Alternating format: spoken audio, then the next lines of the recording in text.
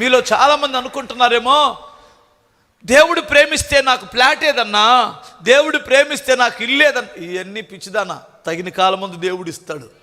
హల్లెలూయా. పిచ్చోడుగా ఆలోచించమాక. నీకు ఎప్పుడు ఇవ్వాలో అప్పుడు దేవుడు ఇస్తాడు, ఇస్తున్నాడు. చాలామందికి ఇవ్వట్లేదా? హల్లెలూయా.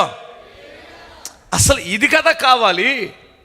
ఇప్పుడు నీకు పెద్ద ఇల్లు కట్టుకున్నావు, దుష్టత్వం నీలోకి ప్రవేశించింది, భార్యాభర్తల మధ్యలో గొడవలు వచ్చేసినాయి, కుటుంబం విచ్ఛిన్నం అయిపోయింది. ఏం చేసుకుంటావు?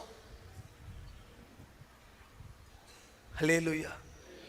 ఏం చేసుకుంటాం? ఇప్పుడు రెండు శరీరాలు కలిసి బ్రతకమన్నాడు. ఈ రెండు ఇడిపోతే ఇక్కడ నుంచి ఇక్కడికి కోసి ఇంకేముంటుందమ్మా? ఏమన్నా ఉంటుందా? భార్యాభర్తలు విడిపోవడం వలన అలాంటి ప్రమాదం ఉంది. ఎన్నిసార్లు మీరు విడిపోవాల్సి ఉంది, దేవుడే అంత చక్కగా కలిపి ఉంచేశాడు. హల్లెలూయా.